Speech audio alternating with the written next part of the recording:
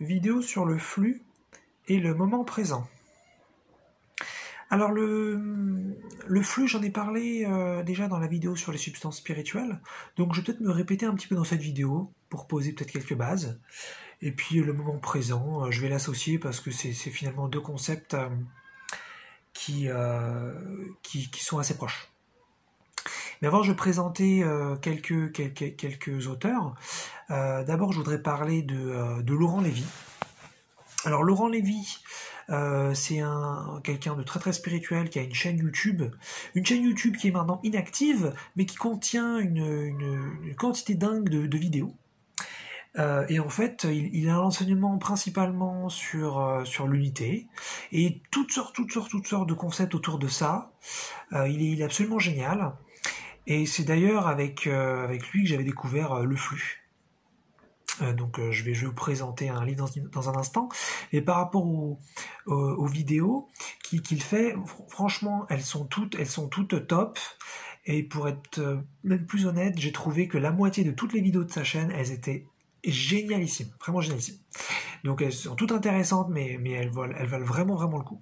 Donc juste tapez Laurent Lévy sur YouTube et puis c'est tout. Voilà.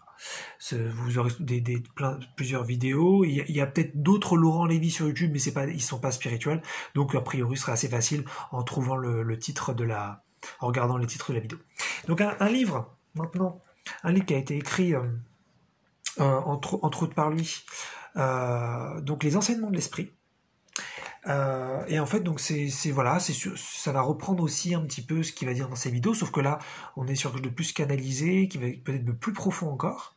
Et c'est dedans que justement il y a 2 chapitres sur le flux. Voilà. Alors le flux, donc, qu'est-ce que c'est en fait? Donc c'est l'idée que tout se passe, et donc c'est ce que j'avais dit dans la vidéo sur la substance spirituelle, comme je l'ai dit plus tôt. Tout se passe comme exactement ça doit se passer. Alors. C'est compliqué parce qu'on a toujours l'impression que les choses pourraient être mieux autrement, ou que même elles auraient pu être moins bien autrement, ça peut aussi arriver comme ça. Et donc en fait on a ce sentiment que les choses sont quand même, il y a quand même des probabilités, il y a quand même un côté aléatoire, et donc de dire que les choses sont exactement comme elles doivent être, ça semble étrange. Et en fait le flux, alors je vous parle d'un point de vue peut-être plus théorique, on peut le vérifier à certains niveaux, mais il faut, je pense, quand même le prendre comme plus une corde à son arc plutôt que comme une vérité. Et donc, en fait, cette idée que tout est exactement à sa place. Et peu importe ce qui se passe, en fait. Peu importe ce qui se passe. Et donc, ça veut dire que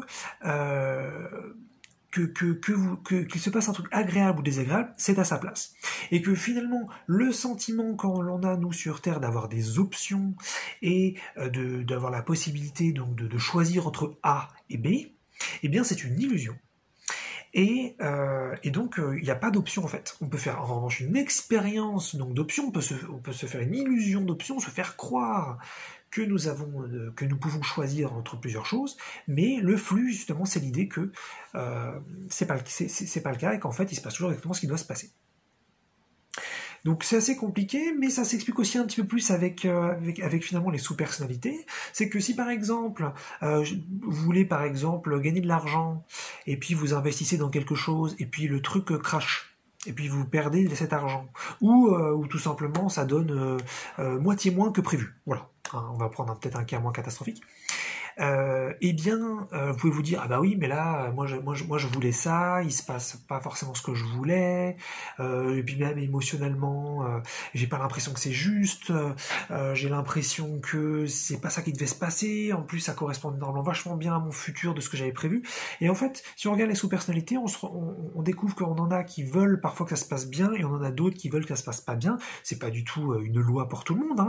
C'est juste qu'en fonction de ce qu'on a pu vivre à certains moments, on a pris des décisions non conscientes qui ont fait que on a des parties de nous qui veulent des choses un petit peu sombres qu'on n'a pas découvertes, et justement en les découvrant et en mettant ça en conscience, ça finit par se calmer et à lâcher avec le temps.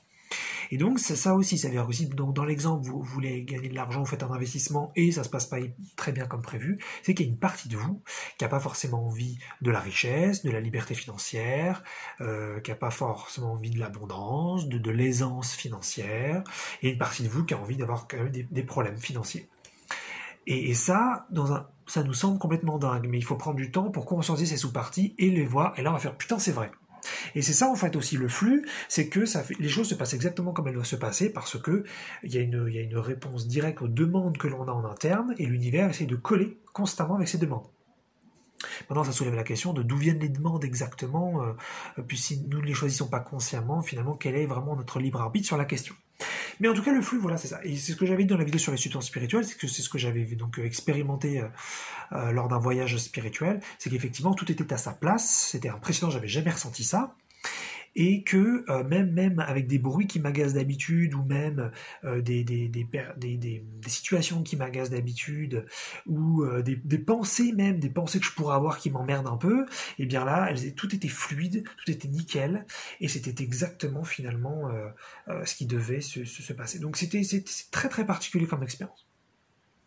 Et donc on arrive sur le moment présent pour essayer de faire un lien, et je vais présenter ce livre-là très très très connu, parce que l'autre que je vous ai présenté avant, pas très très connu, Les Enseignements de l'Esprit de Laurent Lévy, mais celui-là, donc Eckhart Tolle, le pouvoir du moment présent, The Power of Now en anglais, donc extrêmement connu, un truc mondial, un livre absolument dingue, et quand on veut débuter ou même un peu approfondir, je dirais que c'est un livre pour moi, pas débutant, mais c'est un livre quand même intermédiaire. Pour moi, c'est quand même pas, sans vouloir être trop critique, c'est pour moi pas forcément une pointure, mais il est génial quand même quand on veut débuter ou quand on veut vraiment se renforcer. Il est quand même vachement bien. Et donc cette idée qu'en fait tout ce qui existe c'est maintenant. Et puis on revient aussi un petit peu sur le concept de la temporalité, ou passé, futur, ça n'existe pas vraiment, que tout ce qui se passe c'est que maintenant, et que finalement votre pouvoir c'est maintenant, et que tout est donc parfait maintenant. Donc voilà, c'est l'idée du flux où tout se passe exactement comme ça doit se passer. Donc là on pourrait peut-être plus sur un truc linéaire, mais comme on expérimente finalement que tout de suite maintenant, eh bien le moment présent, c'est la perfection de tout de suite, et donc la perfection du flux comme la perfection de tout de suite. Voilà, c'est un petit peu ces deux concepts-là que je trouve qui vont bien ensemble. Et donc je voulais les présenter parce qu'à la fois c'est intéressant, je les trouve vachement beaux, et on peut aussi en vérifier pas mal.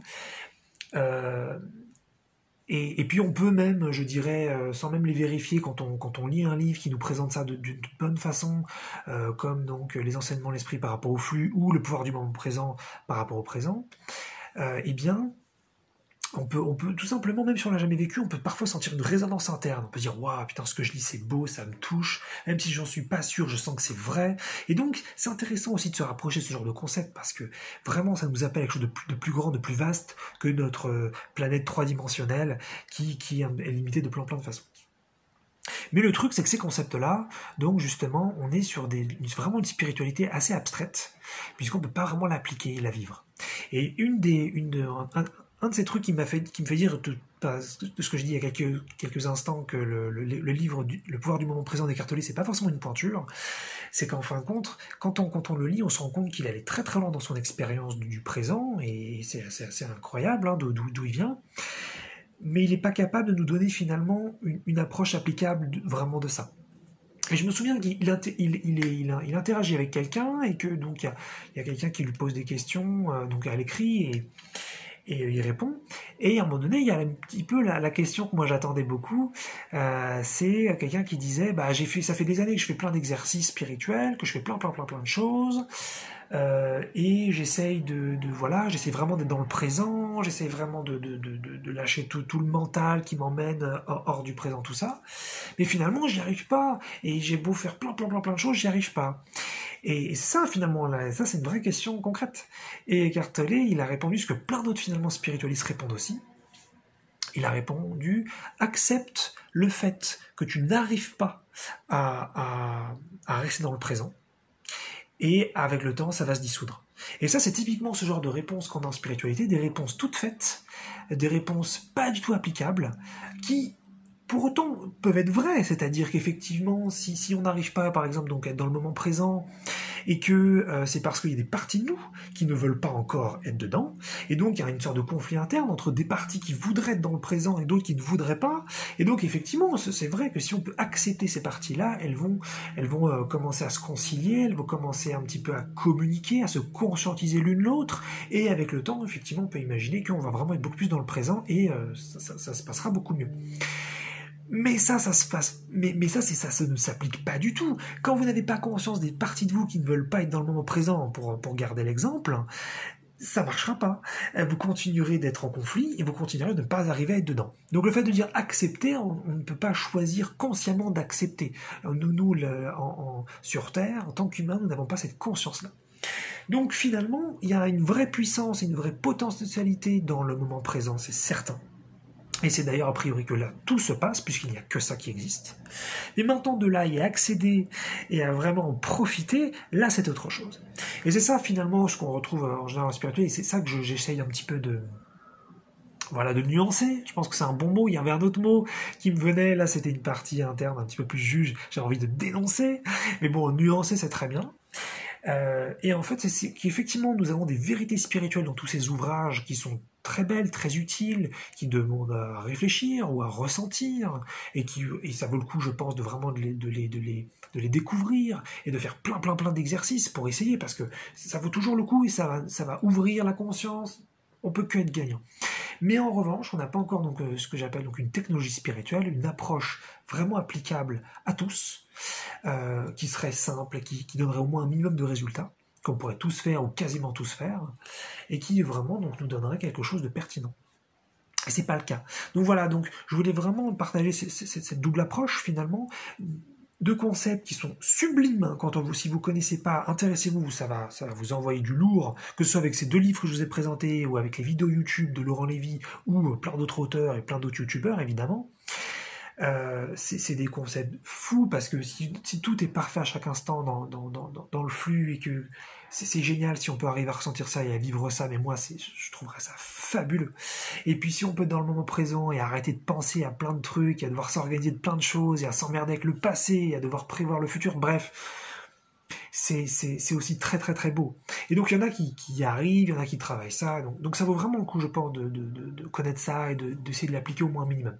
Mais maintenant, vraiment, c'est pas quelque chose que le plus grand nombre peut faire. On n'est pas encore arrivé à une spiritualité, je dirais, accessible à tous. Quelque chose vraiment un petit peu de mainstream, de facile, quoi, de démocratiser, quoi. Donc voilà, c'était un petit peu l'approche que je voulais partager autour de ces très beaux concepts.